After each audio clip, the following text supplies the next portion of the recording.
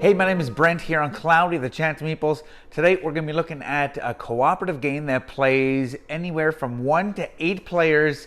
It is chaos, it is stress, and I'm going to show you how stress and why stress is fun in Magic Maze. Cue the thunder.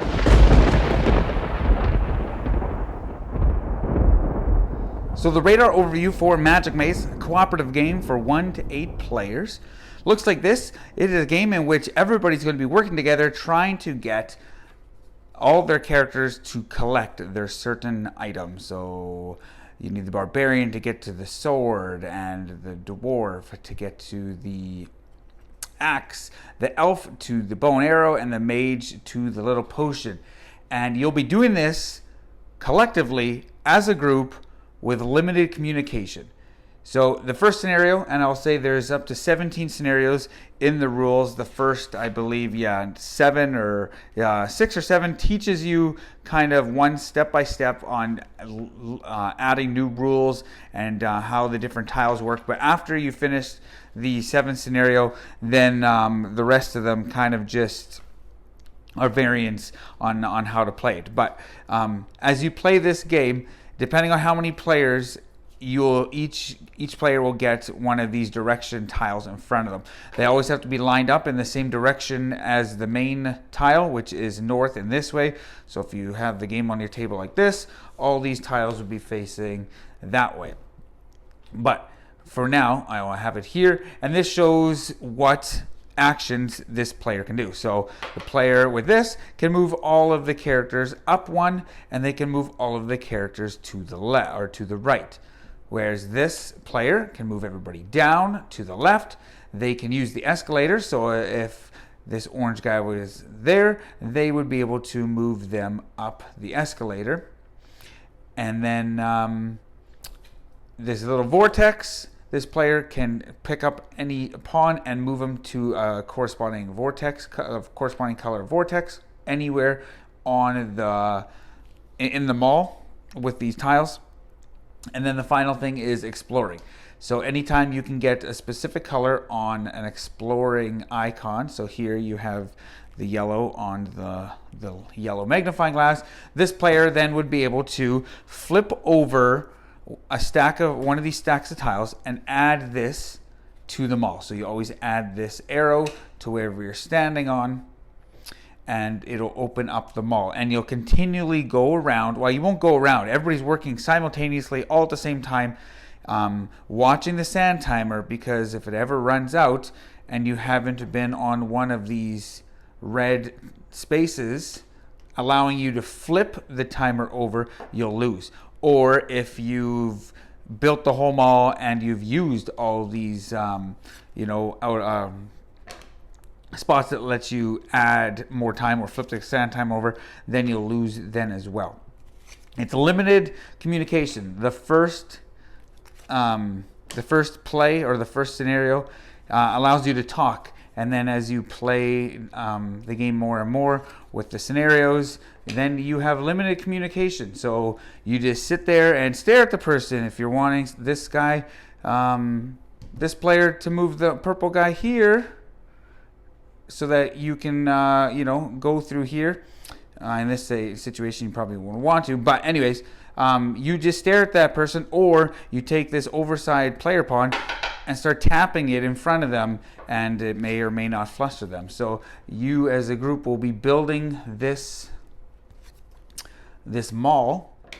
There we are. So you're trying to get all these characters on their matching items.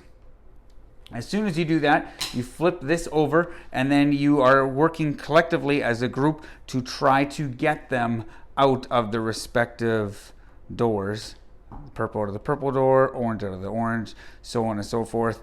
And that is how you play Magic Maze. There's a solo variant where if you're playing solo, you have all of these tiles and you're flipping over them one at a time and doing that action. There are a whole bunch more tiles. As you go down through the scenarios, you'll be adding them, like security cameras. You'll be adding ones that let only the dwarf go through that space, and the mage, if they are on there, then they can flip over 2 of these tiles and and add that to the mall. So you'll be adding more and more of these tiles depending on which scenario you'll be using, and that is how you play Magic Maze. On to the final forecast. So the final forecast for Magic Maze, a cooperative game for 1 to 8 players. Typically cooperative games, they've grown a lot in popularity over the last number of years. You know, a game in which you can play together with friends and family to try to beat the game. Most notably, Pandemic is probably one of the most, if not the most popular cooperative game out there. And it sold a boatload of copies because it's just a lot of fun working together with friends and family trying to beat the game. Magic Maze is chaos. It is stress and it is fun. You've got 15 minutes to try to get all these 4 characters to their places, and then you got to get them out of the mall before time runs out. And it is chaotic fun. You have to watch the timer. You have to watch the direction that you're going.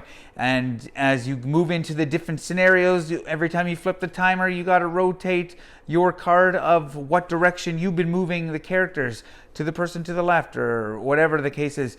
And then you have a new card and you got to do that. It's just absolute chaos. And it is a blast to play.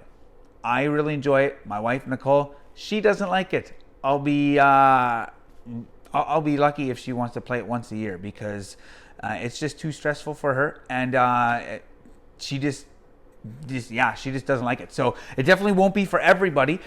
For some people, it may just be too confrontational. People staring at you and staring at you and staring at you, waiting for you to do your turn. So you're tapping the table in front of them with that big player do something pawn, and it can cause stress for other people. So just be aware of that. But for a game group that likes limited communication, likes fast games, likes cooperative games, check out Magic Maze because it is an absolute blast to play, and it is stress in a box. But this time, stress is good. I actually just recently played the solo mode. And in the solo mode, you just have, 7 tiles of all the directions. And you play all the characters simultaneously. And you flip over each of those tiles one at a time. And then you can move that specific direction or do that action for all the characters at the same time. And man, you flip those things so fast. And it is an absolute challenge. When I finished, I was just beat. I felt like I'd ran a marathon. Maybe not. I've never ran a marathon. I never plan on running a marathon, so maybe that's not a good analogy. But regardless, I felt just drained.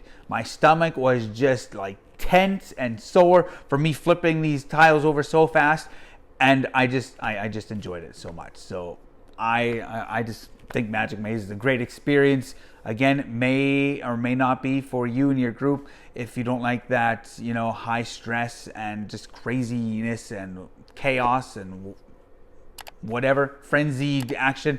May not be for you, but I think it's a great game. I'm giving it a 75% chance of meeples because it is that fun. It's good. I like it. Magic Maze. Check it out. My name is Brent. Check us out on Facebook. Cloudy with a Chance of Meeples. Remember, grab your umbrella. The forecast is cloudy with a chance of meeples.